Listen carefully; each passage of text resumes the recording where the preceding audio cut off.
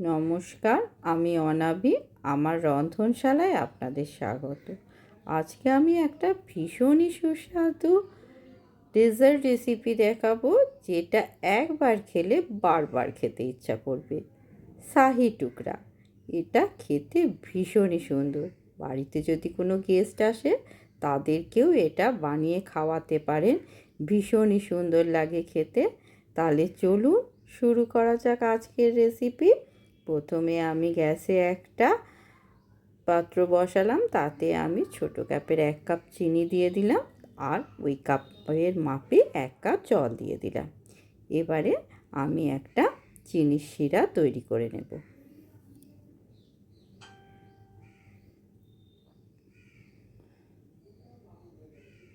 চিনির শিরাটা খুব বেশি চটচটে হবে না, একদমই হালকা একটা চিনির শিরা বানাবো। ফুটে যাওয়ার পর, চিনিটা যখন গলে যাবে, ফুটে যাওয়ার পরে 1 থেকে 1.5 মিনিট ফুটিয়ে নিলেই হবে।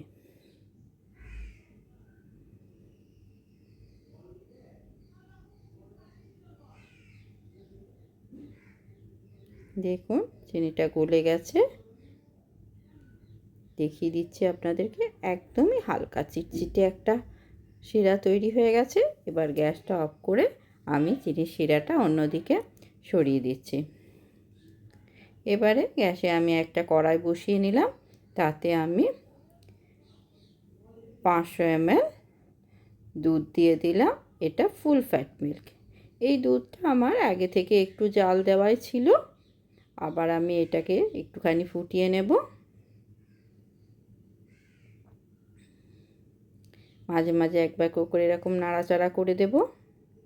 এবার আমি এর মধ্যে 3-4 চামচ চিনি দিয়ে দিলাম।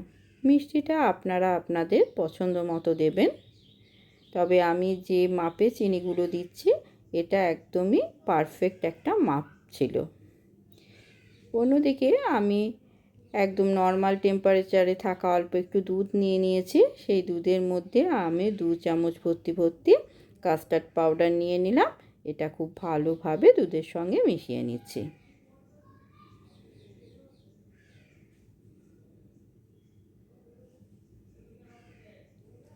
এবারে দুধটা দেখুন, চিনিটা গলে গেছে, দুধটা একটু পাতলা হয়ে গেছে, আবার ফুটতে ফুটতে ঘন হয়ে যাবে। মাঝে মাঝে সাইডে যেগুলো কড়াইয়ে লেগে আছে ওগুলো একটু একটু করে ছাড়িয়ে নিলাম। এবার আমি যে কাস্টার্ড পাউডারটা গুলে রেখেছিলাম সেটা দুধের সঙ্গে মিশিয়ে নিচ্ছি। খুব ভালোভাবে দুধের মধ্যে মিশিয়ে নিতে হবে। সমানে কিন্তু হাতাতে করে নাড়তে হবে, যাতে কোনো রকম গুটি পাকিয়ে না যায়, সেই জন্যে নেড়ে দিতে হবে। এভাবে নাড়তে নাড়তে এটা কিন্তু বেশ ঘন হয়ে যাবে। দুধটা দেখুন কতটা ঘন হয়ে গেছে। খুব বেশি ঘন করার আর দরকার নেই, কারণ এটা যখন নামিয়ে সাইডে রাখবো, একটু ঠান্ডা হলে এটা কিন্তু আরও বেশি ঘন হয়ে যাবে। তাই দেখুন ফুটে যাওয়ার পরে এটা নামিয়ে রাখলাম। অন্যদিকে আমি কিছু ব্রেড নিয়ে নিয়েছি। ব্রেডের সাইডগুলো এভাবে কেটে নিয়েছি, আর ব্রেডগুলো টুকরো টুকরো করে নিয়েছি। আমি যে পাত্রে জিনিসটা তৈরি করব সেই পাত্রের মাপ করে ব্রেডগুলো যেভাবে সেট হবে সেই রকমভাবে আমি ব্রেডগুলোকে কেটে নিয়েছি। আপনারা যেমন পাত্র নেবেন সেই পাত্রের ব্রেডগুলোকে সাজিয়ে সাজিয়ে দেখে সেইভাবে কেটে টুকরো টুকরো করে নেবেন, তাহলে সুবিধা হবে। এবারে গ্যাসে একটা ফ্রাই প্যান বসিয়ে নিলাম, তাতে 2 চামচ ঘি দিয়ে দিলাম। ঘিটা গলে যাওয়ার পরে গোটা ফ্রাই প্যানটাতে ঘিটা ভালো করে লাগিয়ে পাউরুটিগুলো দিয়ে দিলাম। এবারে এগুলো একটা পিঠ ভালোভাবে সেকা হয়ে গেলে আমি অপর পিঠটা উল্টে দেব। ঠিক এরকম ব্রাউন ব্রাউন করে সেঁকে নিতে হবে। গ্যাসের ফ্লেমটা কিন্তু এখন একদমই লোতে রাখবেন। হাইতে করে দিলে এটা কিন্তু পুড়ে যেতে পারে, তাই লোতে করা আছে। সব ব্রেডগুলো একবার উল্টে দেব আমি এইভাবে। আর এটা অবশ্যই চেষ্টা করবেন যেন ঘিয়েই ব্রেডগুলোকে সেঁকা হয়, কারণ সাদা তেল দিলে কিন্তু সেরকম ফ্লেভারটা আসবে না। ঘি দিলে যতটা সুন্দর লাগে সাদা তেলে কিন্তু সেটা লাগবে না। প্রয়োজন পড়লে বাটার দিতে পারেন, তবে সাদা তেল কিন্তু একদমই ব্যবহার করবেন না। দেখুন আর একটা দিকও ভালোভাবে লালচে লালচে হয়ে শাঁকা হয়ে গেছে। এবার আমি একটা একটা করে তুলে নিচ্ছি।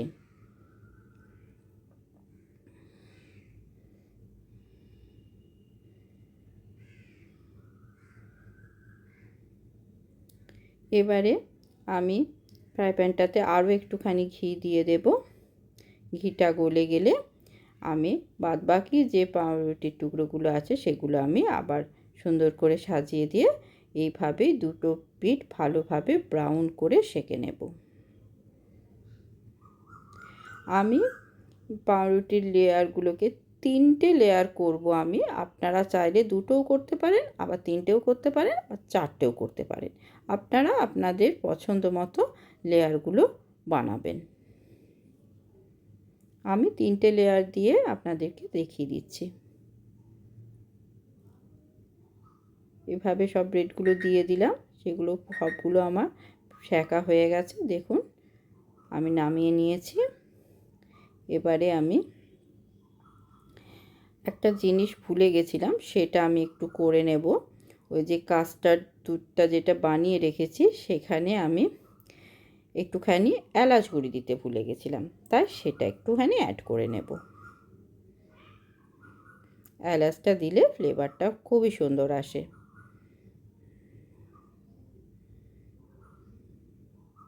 ভালোভাবে মিশিয়ে নিলাম।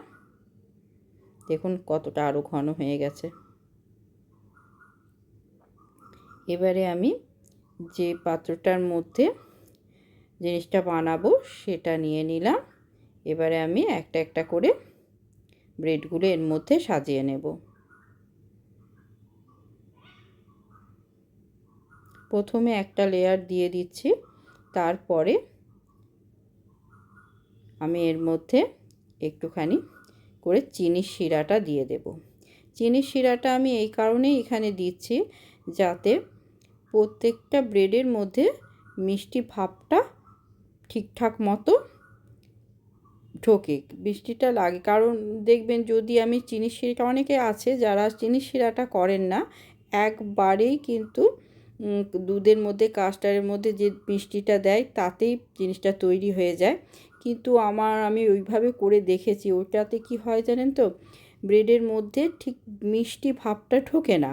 হ্যাঁ, দুধটা হয়তো ঢোকে ঠিকই, কিন্তু মিষ্টিটা সেরকম লাগে না। তাই জন্যে আমি আলাদা করে একটুখানি শিরা তৈরি করে নিয়েছি। প্রত্যেকটা লেয়ারের ওপরে আমি একটু একটু করে এই শিরাটা দিয়ে দেব। তাহলে সব জায়গায় সমানভাবে মিষ্টি ভাবটা ঢুকে যায়। যারা কম মিষ্টি খাবেন তারা এর থেকে কম পরিমাণে চিনিটা দেবেন, তাহলেই হবে। দেখুন আমি 3টে লেয়ার করে নিলাম।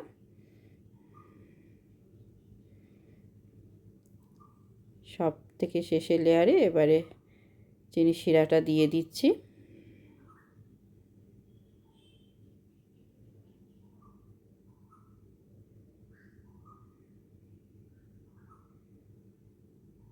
এতে মিষ্টিটা খুব ভালোভাবে ব্রেডগুলো অ্যাবজর্ব করে নিতে পারে।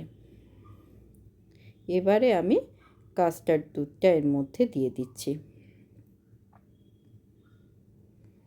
খুব সুন্দর করে পুরোটা খুব ভালোভাবে ঢেকে দেব।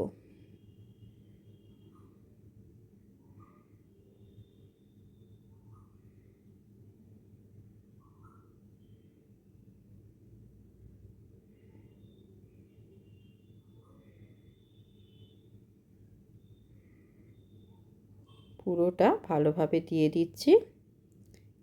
এবারে আমি কিছুটা কাজু, আমন্ড আর পেস্তা কুচি করে রেখেছি, সেটাও আমি ওপর থেকে ছড়িয়ে দেব। ভালোভাবে ছড়িয়ে দিলাম।